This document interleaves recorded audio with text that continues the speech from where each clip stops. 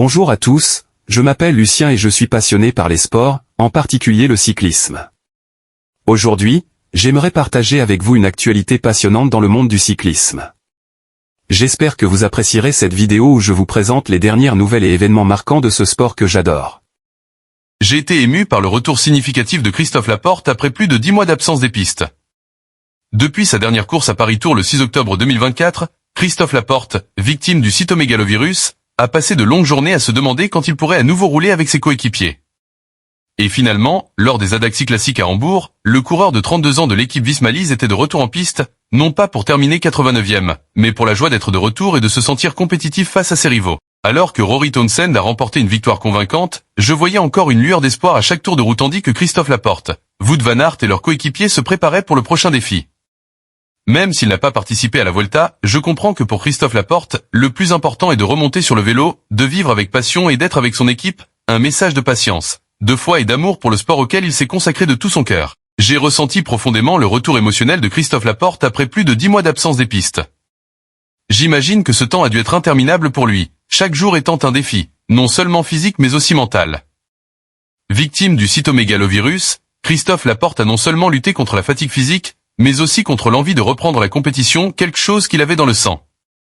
Lorsque je l'ai vu aux Adaxi Classiques de Hambourg, j'ai vu un vrai guerrier. Peu importe la 89e place, ce qui m'a ému, c'est le regard de Christophe Laporte, celui d'un coureur de 32 ans qui venait de faire son retour, ressentant la joie de rouler avec ses coéquipiers et comprenant sa force actuelle face à ses rivaux.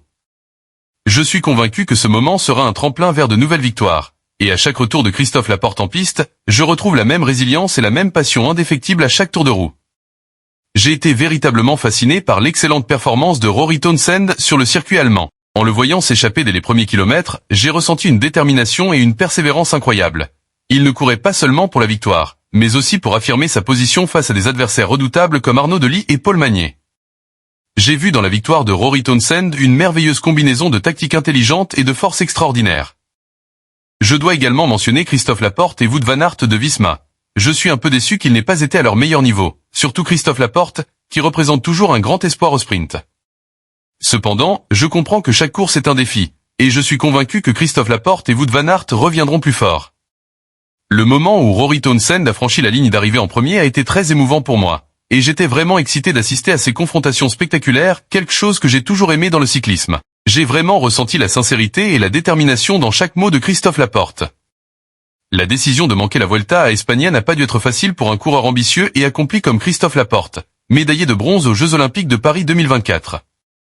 Mais je vois clairement dans ces mots que le plus important n'est pas le titre ou la position, mais le bonheur d'être de retour sur le vélo, d'être avec ses coéquipiers et de retrouver la sensation de compétition. Quand je lis les mots de Christophe Laporte, je l'imagine sur le bord de la piste, non plus seulement spectateur à l'écran, mais membre de l'équipe Visma, élaborant des stratégies avec Jonas Vingegaard et d'autres coéquipiers, partageant les joies et les difficultés.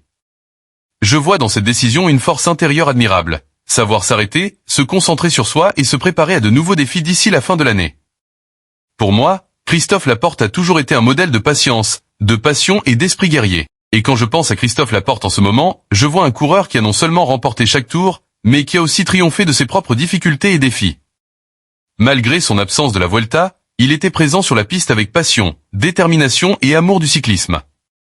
Je crois que ce retour marque non seulement un nouveau chapitre dans la carrière de Christophe Laporte, mais inspire également tous ceux qui ont dû mettre leur passion de côté et la patience. L'effort et la détermination nous ramèneront toujours plus fort que jamais. Merci beaucoup d'avoir regardé. J'espère que vous avez trouvé ces informations intéressantes. N'oubliez pas de vous abonner à ma chaîne pour ne manquer aucune de mes prochaines vidéos. Si vous avez des suggestions ou des questions, n'hésitez pas à les partager dans les commentaires ci-dessous. À bientôt pour de nouvelles aventures sportives. Bonne santé.